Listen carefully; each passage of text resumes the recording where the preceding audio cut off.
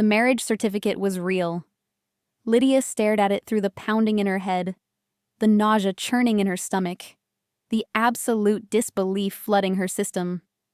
Her signature was there, sloppy, drunk, but unmistakably hers. And beside it, in neat, precise handwriting, Kang Min-seok. "No," she whispered, her hands shaking. "No, no, no, this isn't possible." "It's very possible." The voice came from the doorway, smooth, accented, devastatingly familiar. "In fact, it's legally binding in both Nevada and South Korea. Congratulations, Mrs. Kang." Lydia looked up, and there he was, the man she'd spent 3 years hating. The rival architect who'd stolen her clients, undermined her projects, made her professional life a living hell. Kang Min-seok stood in the doorway of what appeared to be a Las Vegas hotel suite, wearing last night's rumpled tuxedo and holding 2 cups of coffee. He looked exhausted, hungover, and absolutely furious. "You," Lydia managed, her voice hoarse. "What did you do?" "What did I do?" Min-seok laughed bitterly, setting down the coffee. "I woke up married to the woman who's been making my life miserable for 3 years. Trust me, this isn't what I wanted either." "Then we'll get it annulled. Today. Right now." "Can't." He pulled out his phone, showed her a document. "Read Clause 17. Lydia's vision blurred as she read, "This marriage is subject to a 5-year non-dissolution clause. Divorce or annulment before the 5-year anniversary will result in a penalty of $50 million USD, split equally between both parties." Her blood turned to ice. "That's not legally enforceable. It is in Nevada under specific prenuptial circumstances, which apparently Drunkus was smart enough to invoke." Min-seok ran a hand through his already disheveled hair. "We signed a prenup last night that included this clause. Both of us. Witnessed and notarized." "Why would we do that?" "I have no idea. I don't remember anything after the 8th shot of tequila." Lydia pressed her hands to her face, trying to think through the hangover. Last night was a blur. The architecture conference, the bar, Min-seok showing up, them arguing as always. Then, nothing. Just fragments, laughter, a chapel, someone saying, "I do." "This isn't happening," she muttered. "This is a nightmare. For both of us." Min-seok's voice was hard. "But we're stuck. Unless you have $25 million lying around?" "Of course not." "Neither do I. Not liquid anyway. And the contract specifies immediate cash payment. No assets." He sat down heavily on the couch. "We're married, Lydia, for 5 years. And there's nothing either of us can do about it. Before we go further, hit like and subscribe. You won't want to miss what happens next. But to understand how Lydia Clarke ended up married to her worst enemy, we need to go back 3 years. Back to when she first met Kang Min-seok and declared him the most insufferable man in architecture. Lydia had worked her entire life to become a senior architect at Sterling & Associates, one of London's most prestigious firms. At 28, she was the youngest woman, and the only black woman, to reach that level. She'd earned it through brilliant designs, tireless work, and absolute dedication to her craft. And then Kang Min-seok arrived and tried to take it all away. He was hired as a senior architect the same month Lydia was promoted, a Korean genius who'd made a name designing sustainable skyscrapers in Seoul. The firm had courted him for months, offering obscene amounts of money to bring his innovative techniques to London. "This is Kang Min-seok," their boss said at the introductory meeting. "He'll be heading up the Seoul Innovation Hub project. Min-seok, this is the team." Lydia had looked up from her notes and found herself staring at the most infuriatingly beautiful man she'd ever seen. Tall, sharp features, dark eyes that seemed to catalog everything in seconds. He wore a perfectly tailored suit and an expression of mild boredom, like this meeting was beneath him. "Pleasure," Min-seok said in accented English, his tone suggesting it was anything but. From day one, they'd clashed. Min-seok's designs were brilliant, but impractical.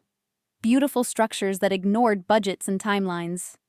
Lydia's were efficient, but according to him, lacking vision and soul. "Your building looks like a box," he'd said during their first project meeting. "Your building looks like it'll collapse in a strong wind," Lydia had shot back. It became their pattern. Every project, every meeting, they disagreed on everything. Materials, techniques, aesthetics. If Lydia said black, Min-seok said white. If he suggested glass, she argued for steel. "You're impossible," she'd told him after a particularly heated argument about load-bearing walls. "You're stubborn," he'd countered. "Just because something has always been done a certain way doesn't mean it's the best way. Just because something is innovative doesn't mean it's practical." Their rivalry became legendary in the firm. Other architects would literally evacuate conference rooms when Lydia and Min-seok were both scheduled. Assistants drew straws to avoid working with them on joint projects. "You two are like oil and water," their boss said after one spectacularly explosive meeting. "But somehow, when forced to work together, you create fire." That fire got them both shortlisted for the firm's biggest project, designing the new British Museum extension. A career-making opportunity. The kind of project that would establish whoever won it as one of Europe's premier architects. Both Lydia and Min-seok submitted proposals. Both were brilliant. Both were selected as finalists. "You'll present to the board together," their boss announced. "A collaborative design incorporating both your strengths." "Absolutely not," Lydia said immediately. "Impossible," Min-seok agreed, the first time they'd agreed on anything. "It's not a request. You have 6 weeks to create a joint proposal, or you're both out of consideration." So began the worst 6 weeks of Lydia's professional life. She and Min-seok worked together daily, arguing over every detail. He wanted curves. She wanted angles. He proposed glass. She insisted on limestone. He worked until 2 a.m. She arrived at 6 a.m. They were never in sync, always at odds. But slowly, impossibly, the design came together. A structure that balanced Lydia's practical elegance with Min-seok's innovative vision. Modern yet respectful of the museum's history. Functional, yet beautiful. "It's good," Lydia admitted one night, studying the final renderings. "It's better than good." Min-seok stood beside her, close enough that she could smell his cologne, something expensive and vaguely infuriating. "It's perfect. We make a good team." "We make a terrible team. We just happen to be talented enough to overcome how much we hate each other." "I don't hate you." The admission surprised them both. Min-seok cleared his throat. "I find you frustrating, stubborn, maddeningly practical. But I respect your work. That's the nicest thing you've ever said to me." "Don't get used to it." They presented to the board the next day. The design was unanimously approved. They'd won. Together. The celebration drinks that night were awkward. Lydia and Min-seok kept to opposite sides of the bar, accepting congratulations separately. But as the night wore on and the alcohol flowed, the distance between them shrank. "You know what your problem is?" Min-seok said, appearing at her elbow sometime after midnight. "I'm sure you're going to tell me. You're afraid. Afraid to take risks. Afraid your ideas aren't good enough. So you hide behind practicality and convention. And you know what your problem is? You're arrogant. You think being innovative makes you superior, so you dismiss anything traditional as inferior. Maybe we're both right. Impossible. We never agree on anything. We agreed on the museum design. That was a compromise, not agreement. Semantics." They'd stood there, arguing as always, until someone suggested karaoke and the entire firm descended into chaos. Lydia had assumed that was the end of it. One successful collaboration with her rival, followed by a return to their normal antagonism. Instead, it got worse. The museum project required 2 years of close collaboration, 2 years of daily arguments, constant friction, and a growing awareness that maybe, possibly, her hatred of Kang Min-seok wasn't entirely based on professional differences. "You're attracted to him," her friend Aisha observed one evening. "That's why you're so angry all the time." "I am not attracted to that arrogant, infuriating—" You blush when he corrects you. You argue with him more passionately than anyone else. And last week, I caught you staring at his hands. He has architect hands. I appreciate good bone structure professionally. You're in denial. Maybe Lydia was. But she'd never admit it. Not when Min-seok made it clear he found her equally frustrating. Not when every interaction was a battle. Not when acknowledging attraction would complicate everything. The museum project launched to international acclaim. Lydia and Min-seok were featured in Architectural Digest, interviewed by the BBC, celebrated as innovative collaborators. "How do you two work together so well?" an interviewer asked. "We don't," Lydia and Min-seok said simultaneously. "We fight constantly," Min-seok continued. "But the fighting produces good work," Lydia finished. "So you're friends?" "God, no," they said in unison, then glared at each other for the synchronicity. After the museum launch, they returned to separate projects. Lydia thought the rivalry would calm now that they weren't forced to work together daily. Instead, it intensified. Min-seok started winning clients Lydia had courted, not through underhanded tactics, just by being himself. Brilliant, innovative, charming when he wanted to be.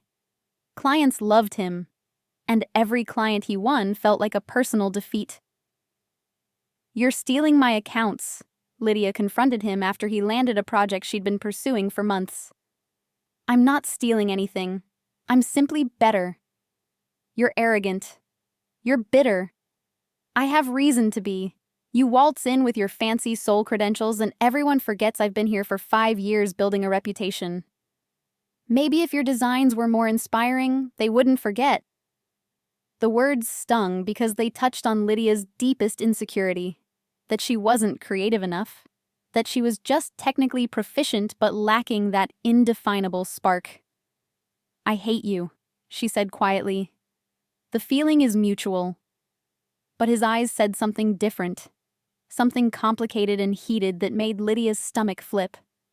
That had been 3 months ago. Since then, they'd barely spoken. Lydia focused on her work. Min-seok focused on his. They existed in cold détente, interacting only when absolutely necessary. Until the architecture conference in Las Vegas, where everything changed. "We need a lawyer," Lydia said, pacing the hotel suite while gulping coffee. "Someone who specializes in annulments or contract law or—" "I already called one." Min-seok held up his phone. "She'll be here in an hour. But I'm telling you, this contract is airtight. I've reviewed it 3 times. "How can you be so calm?" "I'm not calm. I'm compartmentalizing. Panicking won't help." Lydia wanted to scream. Instead, she focused on the suite. It was obscenely luxurious, clearly the honeymoon package. Rose petals on the bed, champagne on ice. A trail of their clothes leading from the door to the bedroom. "Did we—" She couldn't finish the question. Min-seok's jaw tightened. "I don't know. I don't remember." "Check the evidence. Maybe we can tell." "I'm not investigating our potential sex life like it's a crime scene." "Then what do? We wait for the lawyer. Get professional advice. Then figure out our next steps." The lawyer, a sharp-eyed woman named Ms. Rivera, arrived exactly on time. She reviewed the marriage certificate, the prenup, and the non-dissolution clause with the efficiency of someone who'd seen worse. "This is legally binding," she confirmed. "Nevada allows prenuptial agreements with creative clauses, and the 5-year non-dissolution provision, while unusual, is enforceable." "But we were drunk," Lydia protested. "Doesn't that invalidate it?" "You were functional enough to answer questions, sign documents, and have them properly witnessed. The chapel has video evidence of you both clearly stating your intent to marry. Drunk, yes, but not incapacitated. Ms. Rivera pulled out her tablet. The penalty clause is the real issue. $50 million split between you, $25 million each, if you divorce before the 5 years are up. That's insane, Min-seok said. That's what you agreed to, both of you. The prenup was drafted by a firm that specializes in high net worth marriages, suggesting one of you came prepared. Lydia and Min-seok stared at each other. I didn't plan this, Lydia said. Neither did I. Then how? I don't know. Min-seok stood abruptly, his controlled facade cracking. I don't know why we did this. I don't know who drafted that prenup. I don't know anything except that we're stuck. Ms. Rivera cleared her throat. There's one other detail you should know. The prenup includes cohabitation requirements. Excuse me?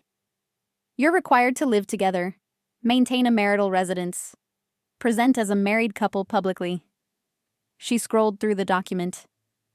If you fail to cohabitate for more than 30 consecutive days, the penalty clause activates. The room spun. Lydia sat down hard on the couch. We have to live together? For 5 years, yes. I'll pay the $25 million, Min-seok said immediately. I'll liquidate assets, take loans. The clause specifies cash payment within 30 days of divorce filing. Can you raise $25 million in cash in a month? Min-seok's silence was answer enough. What about faking cohabitation? Lydia asked desperately. Separate apartments? Just pretend we're together? The prenup includes random verification visits. An appointed trustee can check your living situation at any time. If you're found to be living separately, penalty activated. This is a nightmare. This is your reality. Ms. Rivera's voice softened. Look, I've seen worse. You're both intelligent professionals. You can survive 5 years of cohabitation. Many married couples barely see each other anyway. Married couples don't actively hate each other, Lydia muttered. Some do. They make it work. Ms. Rivera stood. My advice? Set ground rules. Divide the space. Maintain separate lives as much as possible. And whatever you do, don't let this destroy your careers. You're both too talented for that. After she left, Lydia and Min-seok sat in silence. The weight of 5 years pressed down on them. We can't tell anyone, Min-seok finally said. If the firm finds out we got drunk, married in Vegas, we'll be laughed out of every professional circle. I know. Lydia rubbed her temples. So what? We just pretend everything is normal? We live together. We maintain appearances. We survive 5 years without killing each other. Impossible. Necessary. Min-seok met her eyes. I don't like this any more than you do. But we're stuck.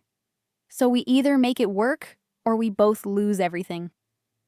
They flew back to London separately, maintaining the fiction that they'd both attended the conference alone. Lydia immediately started apartment hunting for something large enough that they could maintain separate spaces. I found a place, she told Min-seok via text 3 days later. 3-bedroom, 2 bathrooms, separate living areas. We each get our own space. His response was immediate. Send me the address. I'll handle first month's rent and deposit. We'll split everything 50-50. I'm not taking your charity. It's not charity, it's survival. They moved in 2 weeks later.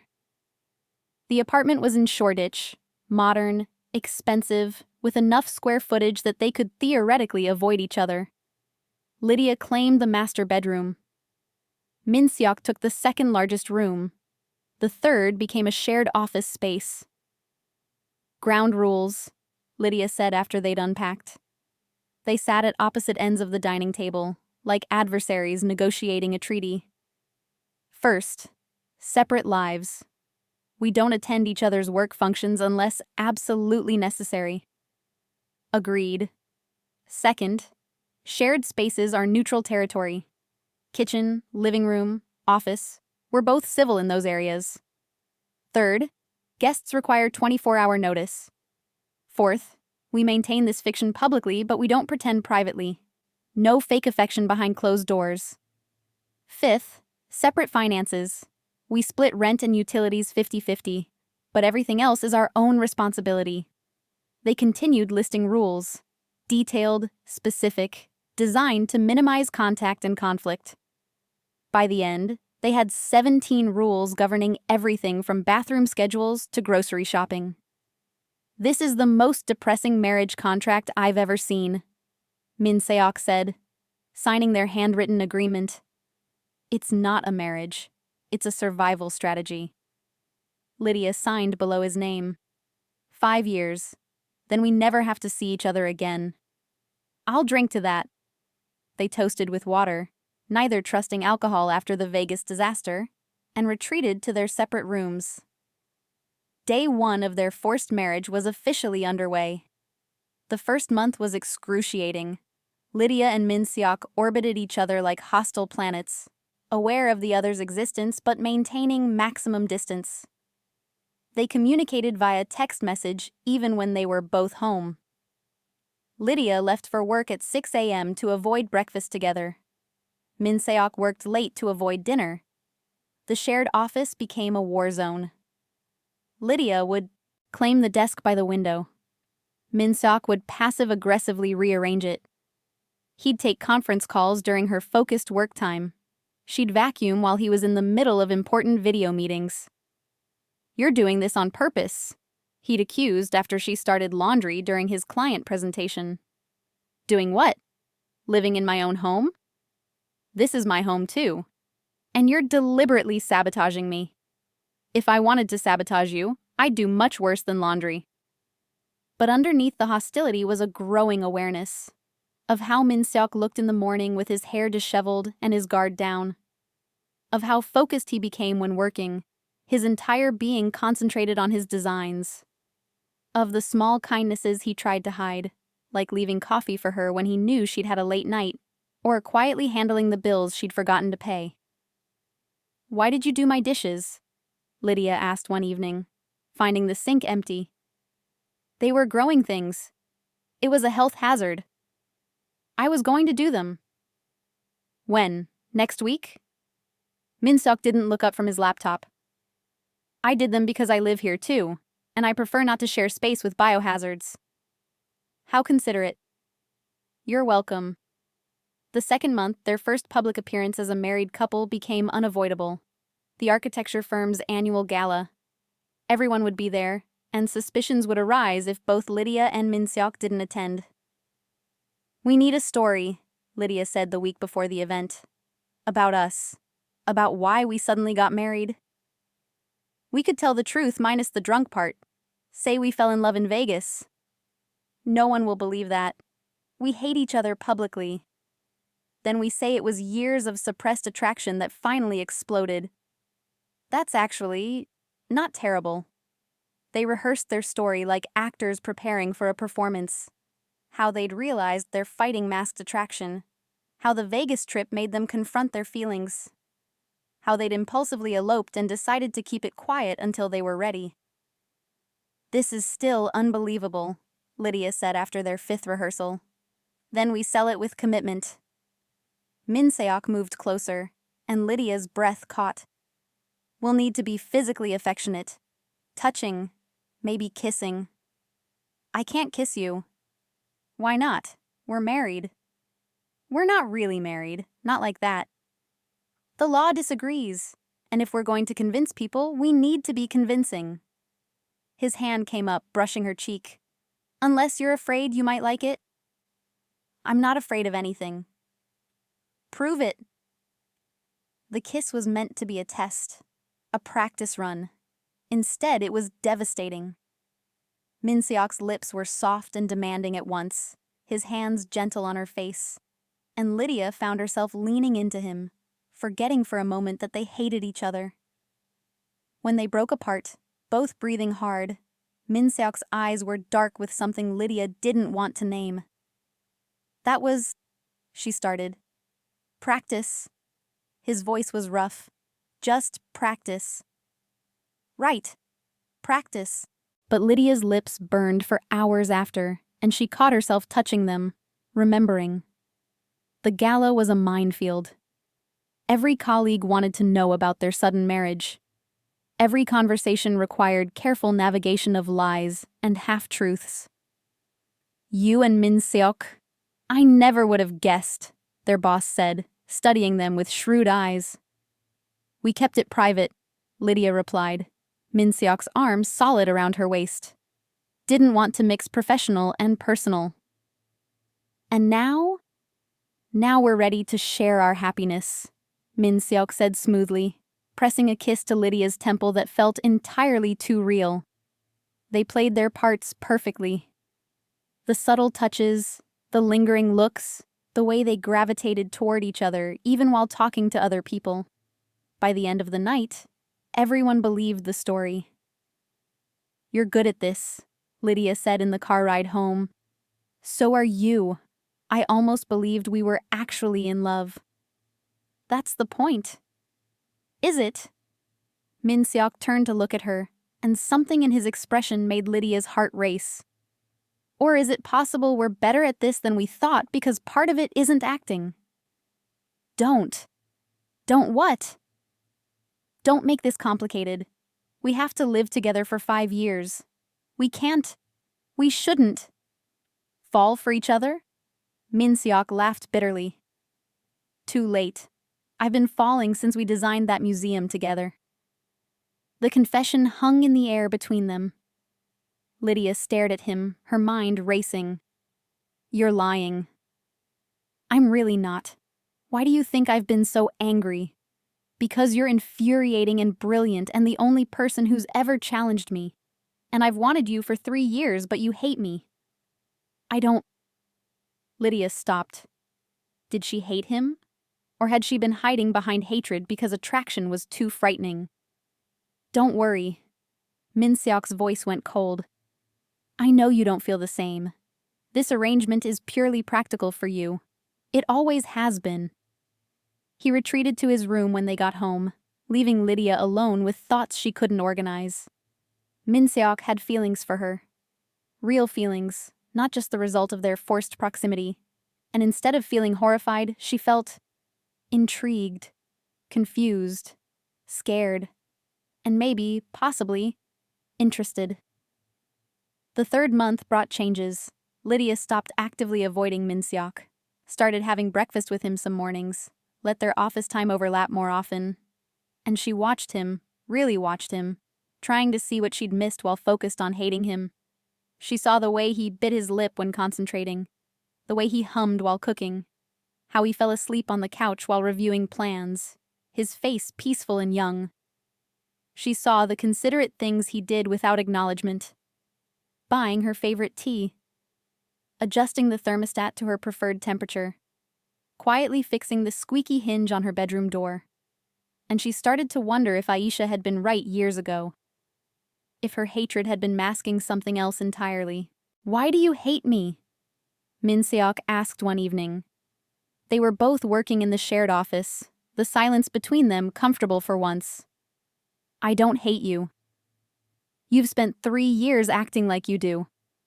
Lydia set down her pen. Because you made me feel inferior. Every time you criticized my work, every time you called my designs uninspired, you touched on my deepest fear. What fear? That I'm not good enough. That I only made senior architect because I worked hard, not because I'm talented. That I'm technically proficient but lack true vision. She met his eyes. And you saw that lack. You saw what I tried so hard to hide. Min-seok was quiet for a long moment. I never said you lack vision. You called my work boxes. Said I was afraid to take risks. Because you are. But not because you lack talent. Because you're terrified of failing. He moved closer. Lydia, you're one of the most talented architects I've ever worked with. The museum design? The elegant practicality? That was you. I brought innovation, but you brought soul. You made it work. You never said that. I know. I was too busy being angry that you wouldn't acknowledge my innovations. Too busy trying to prove I was better than you because... He stopped. Because what? Because I wanted you to see me. Really see me. Not the arrogant Korean architect. Not the competitor. Just me. Lydia's chest tightened. I do see you. Do you? She thought about it. About the man beneath the rivalry. The one who cooked at 2 a.m. when stressed. Who called his mother every Sunday in Korean, his voice soft with affection. Who left notes on her drafts with suggestions instead of criticisms, even though she'd never acknowledged them. I'm starting to, she admitted. Something shifted between them that night. They didn't become friends. The history was too complicated for that. But they became less hostile, more willing to exist in the same space without armor. The 4th month, the trustee made their first verification visit. An official-looking woman appeared at their door with 2 hours' notice, clipboard in hand. Routine check, she'd said, walking through the apartment. Just confirming cohabitation. Lydia and Min-seok stood close together, playing their parts. The trustee noted the shared kitchen items, the mingling of their belongings in common spaces, the wedding photo they'd hastily fabricated. Separate bedrooms? She'd asked, noting the 2 clearly individual rooms. I snore? Min-seok said smoothly. Lydia banished me. He sounds like a chainsaw, Lydia confirmed. Separate sleeping is non-negotiable. The trustee had seemed satisfied, making notes and leaving with assurances she'd be back in 6 months. After she left, Lydia and Min-seok collapsed on the couch, adrenaline draining. That was terrifying, Lydia said. We pulled it off, though. For now. But Min-seok, what if we can't do this for 5 years? What if we slip up? We won't. His hand found hers, and the contact felt natural. We're both too stubborn to fail. Is that what we're calling this? Success? It's survival. That's enough. But as they sat there, hands linked, Lydia wondered if survival was becoming something more. Something neither of them had planned for, but both were too afraid to acknowledge. The 5th month brought an unexpected crisis. Lydia's mother called, thrilled about the marriage she'd only just learned about. Why didn't you tell us? Her mother demanded. We had to find out from Aisha. It was sudden. We didn't want to make a big deal. Too late for that. Your father and I are coming to visit this weekend. We need to meet your husband. Panic flooded through Lydia. Her parents meeting Min-seok meant lying to them directly. Meant bringing the performance into her most intimate relationships. My parents are coming, she told Min-seok that evening. This weekend. They want to meet you. To her surprise, he didn't panic. Okay, what do I need to know? You're willing to lie to my parents? We're already lying to everyone else. What's 2 more people? His voice was gentle. Unless you want to tell them the truth? And explain that I drunkenly married my work rival and now we're trapped for 5 years? No thank you. So they prepared. Min-seok learned about Lydia's family, her father's love of football, her mother's passion for cooking, her younger brother's aspirations. And Lydia coached him on the story, making sure their details aligned. When her parents arrived, Min-seok was perfect. Charming without being fake, respectful without being obsequious. He asked her father about his favorite team, complimented her mother's cooking, and talked to her brother about architecture programs. He's wonderful, her mother whispered to Lydia while washing dishes. And the way he looks at you, like you're the only person in the world. Lydia glanced at the living room where Min-seok was laughing at one of her father's jokes. He's different than I expected. Love usually is. That night, after her parents had gone to their hotel, Lydia found Min-seok on the balcony. Thank you, she said, for today, For being... You were really good with them. I like your family. Your mother reminds me of mine. Strong, opinionated, secretly soft. You miss Korea? Sometimes. But London's become home. Especially... He trailed off. Especially what? Especially now. This apartment. Our strange arrangement. You. He turned to face her. I know this isn't real. But sometimes when I'm with your family or we're just existing together, I forget. I forget this is temporary. That you're counting down until you're free of me. Min-seok. It's okay. I'm not asking for anything. Just acknowledging that this has become more complicated than either of us planned. Lydia's heart hammered. For me, too. His eyes widened. What? I thought I hated you. Spent 3 years convinced you were my enemy. But living with you, seeing who you really are... She took a breath. I don't hate you. Haven't for months. I'm just too scared to figure out what I actually feel. And what do you feel? Confused? Attracted? Terrified? She laughed shakily. We have 4 more years of this. 4 more years of pretending while actually maybe not pretending. And I don't know how to navigate that. Min-seok moved closer, his hand coming up to cup her face. We figure it out together. No rules, no performance. Just... us. Whatever that means. That's terrifying. Everything about this is terrifying. But I'd rather be terrified with you than safe alone. They stood there, the space between them charged with possibility. Lydia made a choice. She kissed him. Not practice this time. Real, genuine, allowing herself to feel everything she'd been suppressing. And Min-seok kissed her back like she was precious, like he'd been waiting years for permission. When they broke apart, Lydia said, "We should probably establish new ground rules." Like what? Like, we're trying, really trying. Not a fake marriage. A real one. For the next 4 years?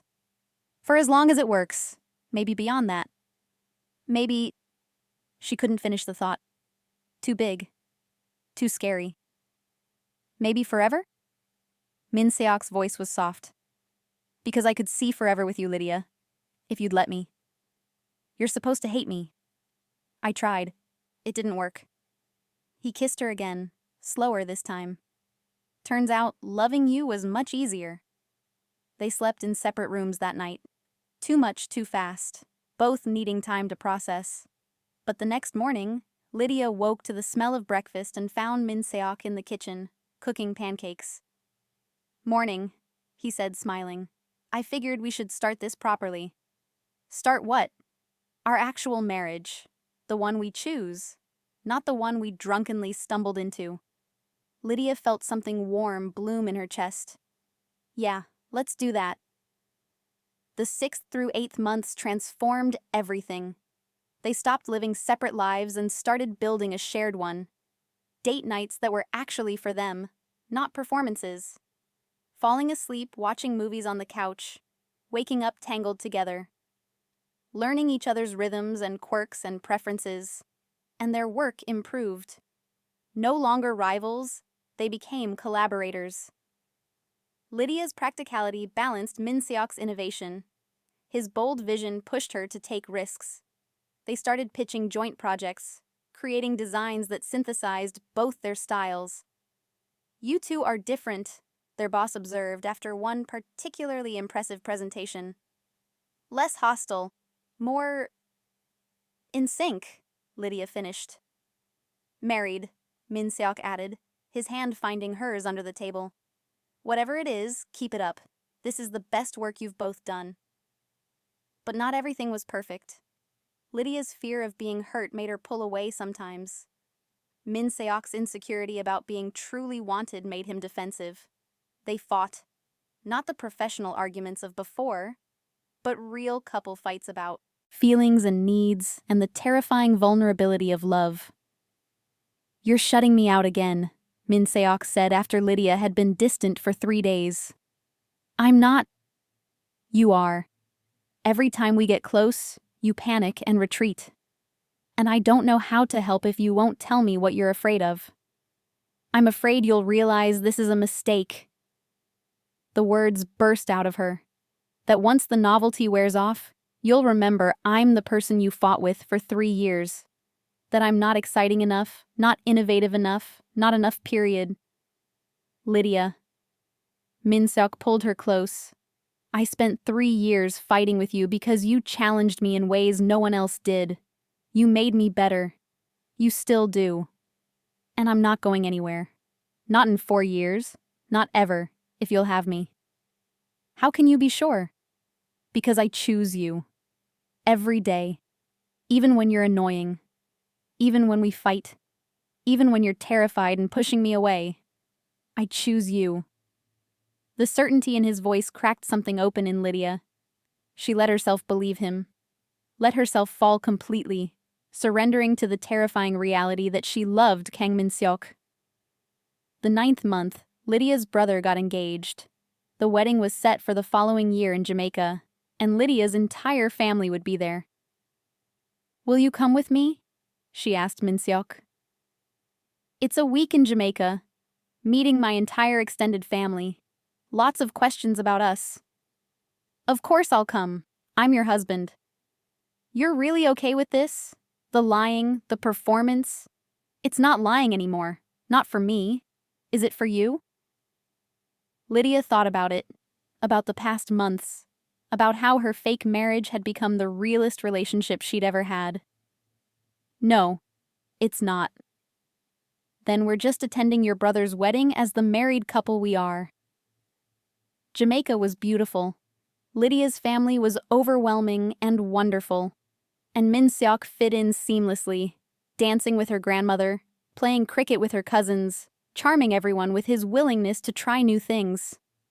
He's good for you, her father observed one evening. I see you smile more. Laugh more. You're happy. I am, Lydia realized. I really am. The night of her brother's wedding, Lydia and Min-seok danced on the beach under the stars. What are you thinking? Min-seok asked, holding her close. That I'm glad we got drunk in Vegas. He laughed. Really? Really? Because otherwise I'd still hate you. Still be convinced you were my enemy. I'd have missed all of this. Even the trapped part? The 5-year contract? Especially that, because it forced me to see past my prejudices, to actually know you. She looked up at him. I love you. I don't know when it happened, but I do. I love you, Kang Min-seok. I love you too. Have for years, probably. But especially now. He kissed her softly. What do you want to do when the 5 years are up? Stay married, obviously. Obviously? Unless you want out. Not a chance. I waited too long for you to let you go now. They swayed together, 2 people who'd started as enemies and become everything to each other.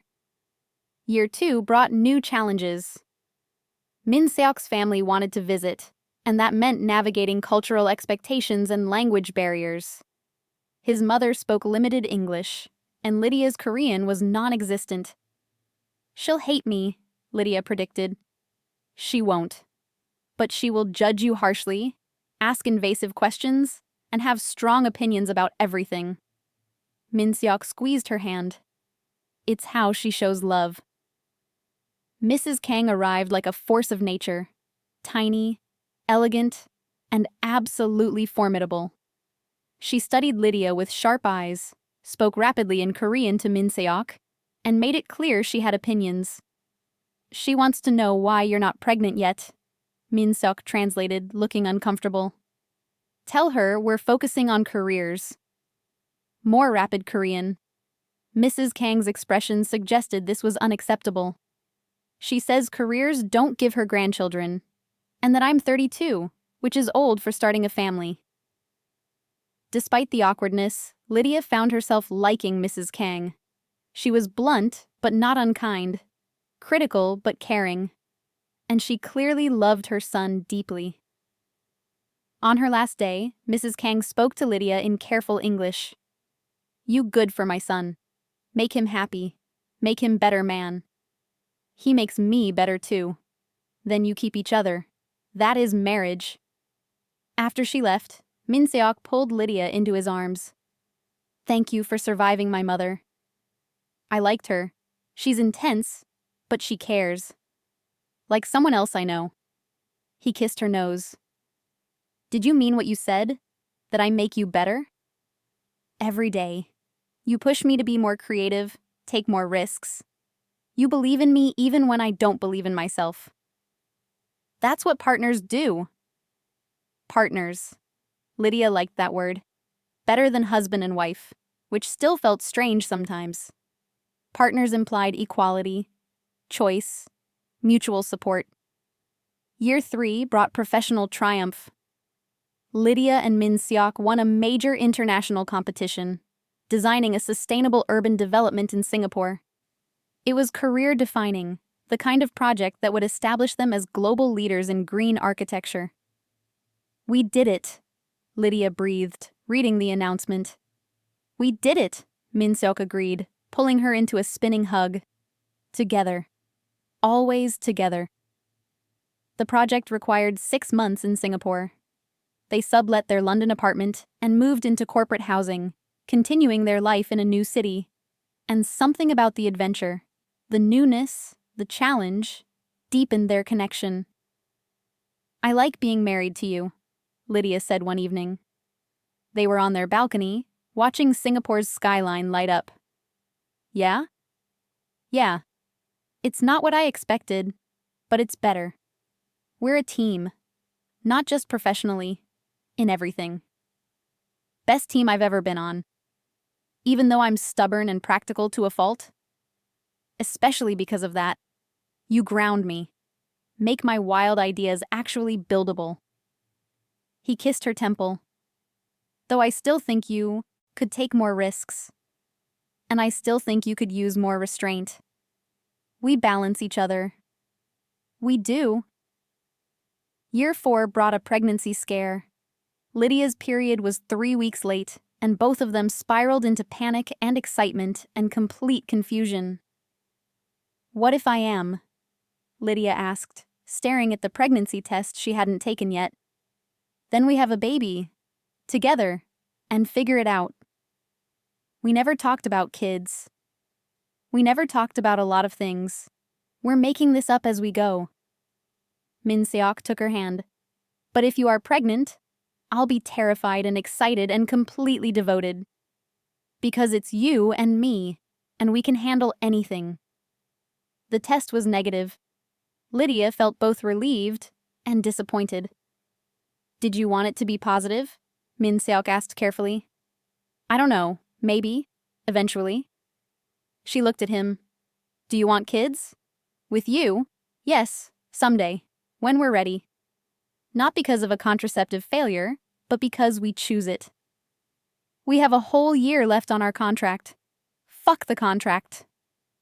The words were fierce. That was drunk us making stupid decisions. Real us gets to decide our future. And if you want kids, we have them. If you don't, we don't. But it's our choice, not a piece of paper. Lydia loved him desperately in that moment, for giving her choice, for making their relationship about them, not about obligation. Year 5 arrived faster than either expected. The trustee made her final verification visit, noted their obvious cohabitation and marital status, and closed their file. You're free, she said. The 5-year requirement is complete. You can divorce any time after today without penalty. After she left, Lydia and Min-seok looked at each other. Free, Lydia repeated. We could divorce, walk away, live separately. Min-seok's voice was carefully neutral. We could. Is that what you want? Lydia thought about the past 5 years, the angry beginning, the forced proximity, the slow transformation from enemies to partners to the love of her life. No, she said firmly. I don't want to divorce. I don't want to walk away. I want to stay married to you. Really married. Choose married. Forever married. Relief flooded Min-seok's face. Thank God. Because if you'd said yes, I was going to fight it. Argue that we should stay together. Beg if necessary. No begging necessary. I choose you. Today. Tomorrow. For as long as you'll have me. Forever then. Because I'm not letting you go. They celebrated that night, not the end of their contract, but the beginning of their chosen life together. A marriage that started as a mistake and became the best decision either had ever made. 7 years later, Lydia stood in their home office, a larger space in a house they'd bought together 3 years ago, reviewing the plans for their latest project. Behind her, she heard Min-seok enter, felt his arms wrap around her waist. Still working? Just finishing up. This community center design is almost perfect. Almost? Needs something. Something that makes it special. Min-seok studied the plans over her shoulder. What about curved windows here? Let in more natural light. Create visual interest. That's impractical. Curved glass is expensive. But beautiful. And isn't beauty part of our mission? Creating spaces that inspire? Lydia smiled. Even after 7 years of marriage, they still had this dynamic. Him pushing for innovation, her tempering with practicality. But now it was collaborative, not combative. Fine, curved windows. But you're explaining the budget increase to the client. Deal. He kissed her neck. How long until dinner? 20 minutes. Your turn to cook. I'm making bibimbap. You always make bibimbap. Because you always eat 3 bowls and declare it's the best thing I've ever made. It is the best thing you've ever made. They moved to the kitchen together, the choreography of their shared life smooth and practiced. Min-seok cooked while Lydia set the table. They talked about their day, their upcoming projects, the vacation they were planning to Jamaica. My mother called, Min-seok said casually. Asked again about grandchildren. What did you tell her? That we're thinking about it. That maybe next year. He turned to face her. Are we? Thinking about it? Lydia set down the plates. They'd discussed children many times over the years. Always in abstract. Always someday. But she was 35 now. Min-seok was 39. If they wanted children, someday needed to become soon. Yes, she said. I'm thinking about it. Seriously. Are you? I want kids with you. Want to see what we create together beyond buildings. He pulled her close. Tiny humans with your stubbornness and my innovation. Sounds terrifying and perfect. Then let's do it. Let's try. Really? Really. No more someday. Let's build our family. Min-seok's kiss was joyful, grateful, full of promise. And Lydia thought about how far they'd come. From enemies to partners to this. Choosing to create life together. Later, as they ate dinner and argued playfully about baby names, Lydia felt overwhelmingly grateful. For the drunken Vegas night that forced them together. For the 5-year contract that gave them time. For every fight and reconciliation and moment of growth. What are you smiling about? Min-seok asked. Us. How we got here. The fact that I'm married to my former worst enemy, and it's the best thing that ever happened to me. Best thing that ever happened to both of us. He raised his glass. To Vegas mistakes that become forever choices. To 5-year contracts that become lifetimes. To enemies who become everything. They toasted. 2 people who'd fought their way to love and wouldn't trade it for anything. Because sometimes the worst beginning leads to the perfect ending. Sometimes being trapped becomes being chosen. And sometimes the person you think you hate is actually the person you can't live without. 7 years after waking up, married to her enemy, Lydia Clarke Kang knew one truth absolutely. Drunken had made the best decision of her entire life. Even if it took 5 years to realize it. She woke up married to her enemy. 5 years later, she can't imagine life without him. What would you do if you woke up married with a 5-year no-divorce clause? Tell me in the comments. Subscribe before you go.